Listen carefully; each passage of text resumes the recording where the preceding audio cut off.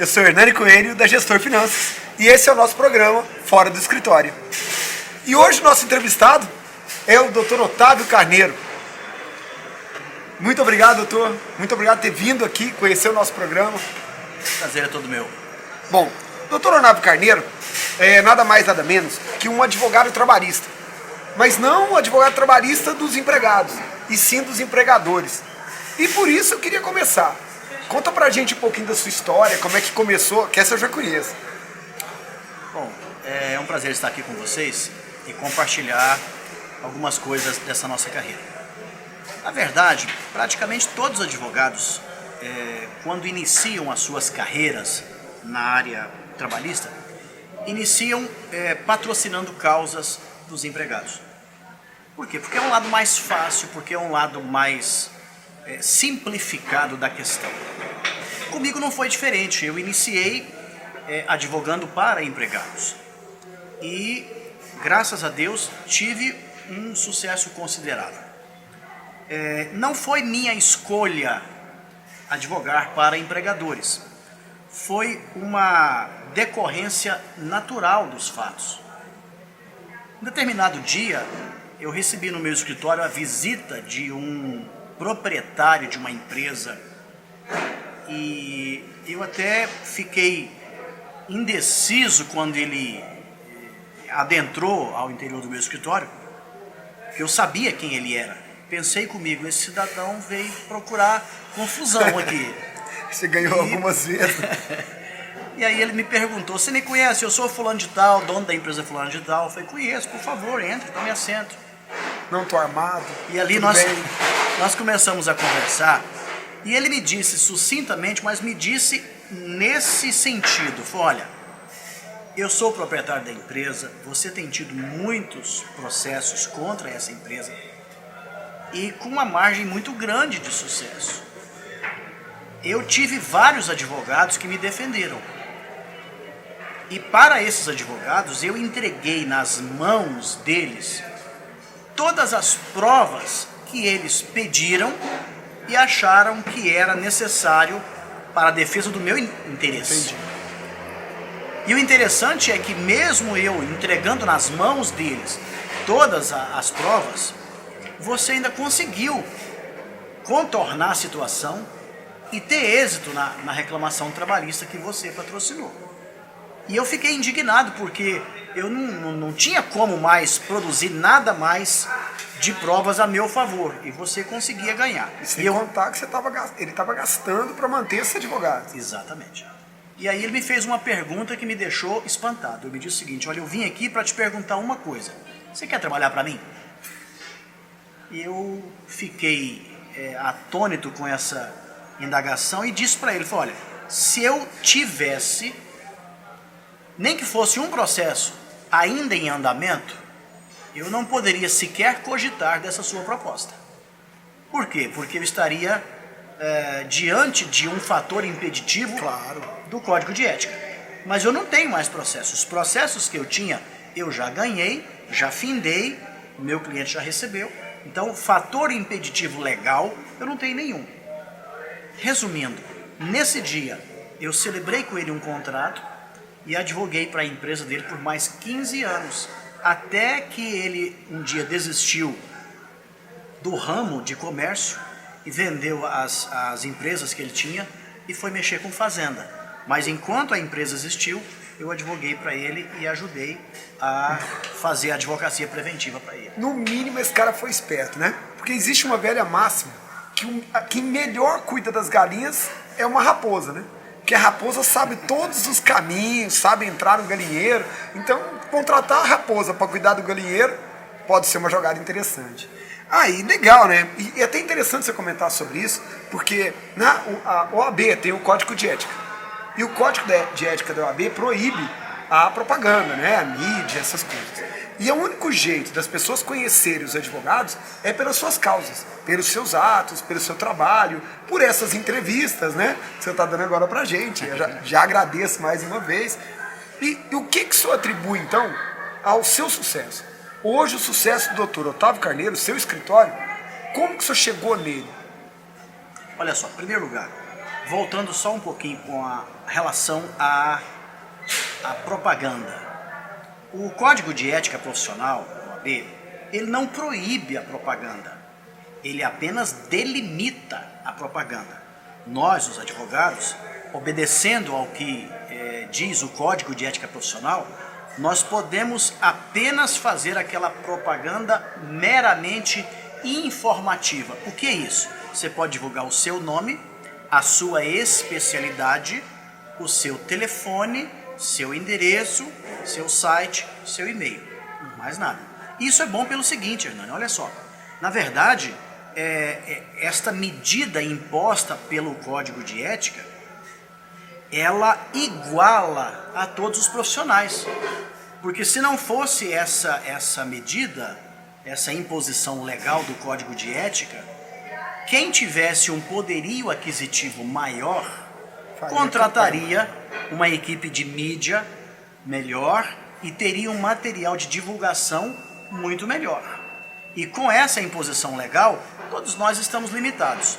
Propaganda, só aquela meramente informativa. Agora, com relação ao sucesso que, graças a Deus, nós temos tido no nosso trabalho, eu preciso dizer para você uma coisa. Não só no ramo da advocacia, mas em todo e qualquer segmento em que você oferece serviços ou produtos. A partir da hora que você oferece serviços ou produtos diferenciados, você não precisa mais correr atrás dos clientes. Os clientes literalmente correm atrás de você. E eu percebi isso quando eu constatei na minha área que existia uma necessidade até então não preenchida, que era a advocacia preventiva. Porque todo mundo se preocupava com a defensoria. Entendi. Todo mundo se preocupava em fazer a defesa. Depois que o litígio já estava instaurado. Já estava acontecendo. Exatamente. Depois que a ação já tinha sido protocolada, depois que o processo já estava em tramitação na justiça, não é? Agora, nós atentamos para o detalhe de que as empresas eram carentes de um trabalho de prevenção. O que é um trabalho de prevenção? É ensinar a empresa a agir correto e se antecipar aos problemas antes que eles nasçam. Entendi. Então, na verdade, o que você fez foi trazer uma coisa que veio lá da medicina, né? Porque enquanto o médico cuida do doente, você estava cuidando da pessoa para ela não ficar doente. Exatamente. Você fez a mesma coisa, um processo diferente. Isso é realidade no Brasil? É realidade fora do Brasil? Como é que funciona? Olha, fora do notícia Brasil, disso? fora do Brasil, principalmente, a mediação, a prevenção é algo que já é constatado como absolutamente eficaz. E no nosso país agora, as empresas estão despertando para a importância da prevenção, ou seja, é se antecipar aos problemas, antes que eles aconteçam. Esse é o nosso trabalho. Tá.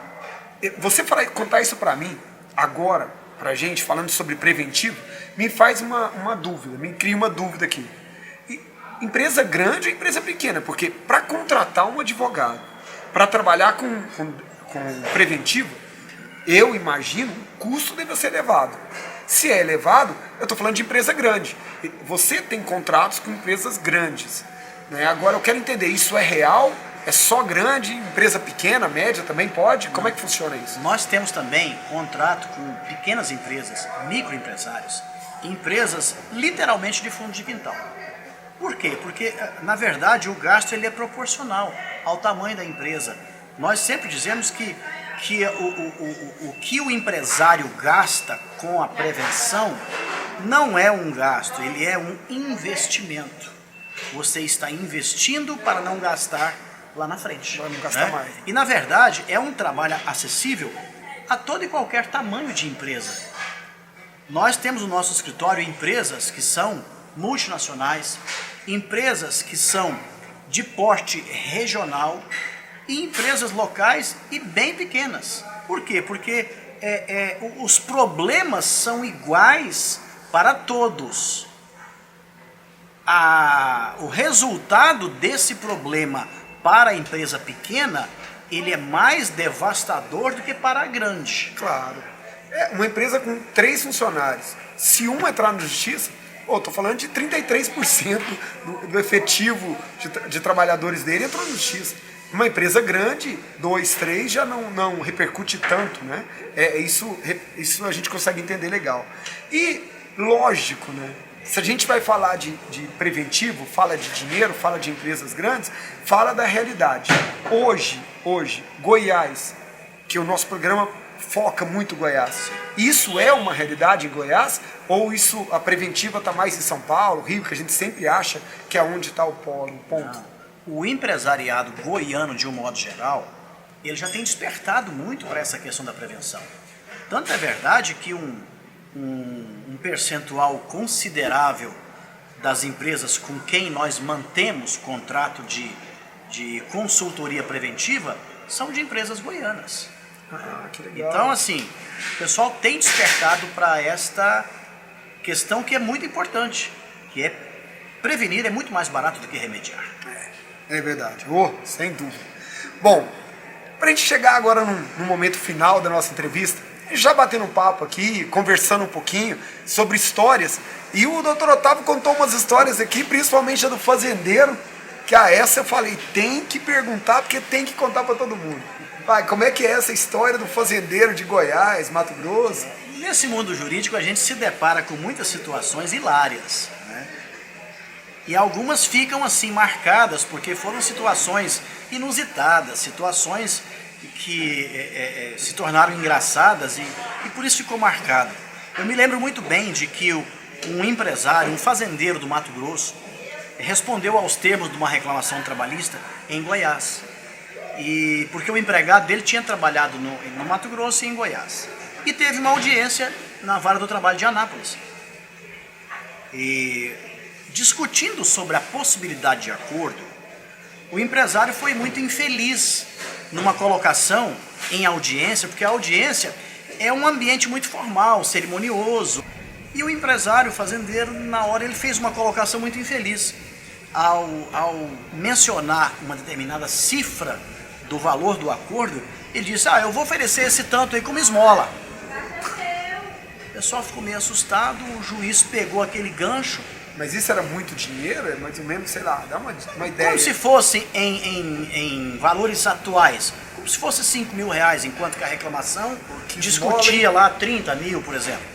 E aí ele disse, eu vou dar isso de esmola. E aí o juiz disse para ele, pode contar o dinheiro. Ele ficou sem entender, mas o juiz mandou, ele contou o dinheiro, acabou em cima da mesa, o juiz disse para o advogado da outra parte, pode pegar o dinheiro. O advogado meio sem entender, pode pegar, doutor. Ele pegou o dinheiro, e aí a hora que ele pegou o dinheiro, o juiz voltou a palavra para o fazendeiro e disse assim, então, senhor, agora vamos discutir sobre o acordo? Ele disse, não, mas eu já paguei o acordo. Eu falei, não, o senhor deu uma esmola, o senhor falou, eu ouvi, todo mundo ouviu, ele ouviu, todo mundo ouviu, o senhor deu uma esmola a gente dá. Agora vamos discutir o valor do acordo. Ou seja, por ter falado uma abobrinha, ele teve que depois negociar um outro valor e pagar porque o juiz foi muito incisivo diante daquilo que ele tinha falado. Na hora deve dar uma vontade de rir, né? Nossa Senhora! Verdade. Não, doutor Otávio, de verdade eu quero muito te agradecer por ter vindo aqui, tirar do seu escritório, para você vir aqui no fora do escritório, bater um papo com a gente, falar um pouquinho sobre isso, trazer a realidade, coisas que a gente está desacostumado. Nós estamos tão desacostumados que o Dr. Otávio agora, já o convidei, ele também vai ser um dos nossos blogueiros, vai escrever para a gente, mas sempre analisando o outro lado, que é até bom para você, empresário, até mesmo para o empregado, entender como é que pensa o empregador, e isso faz parte, né? Porque o nosso site, Senhor Gestor, existe para ajudar todos, ajudar tanto empregado, empregador, microempresário, pequeno empresário, essa é a ideia. Então, de antemão, já te agradeço. Quero muito agradecer a todos que estão aí, a repercussão dos vídeos com a gente, agradecer demais aqui a Divina Quitanda. Divina Quitanda é uma padaria sensacional, vocês têm que conhecer aqui na T14, muito legal, um ambiente muito gostoso e está ajudando a gente, um dos patrocinadores nossos. E com isso, estou esperando vocês no próximo programa. Obrigado mais uma vez. Um grande abraço a todos, foi um prazer. Até mais, esse foi o Fora do Escritório.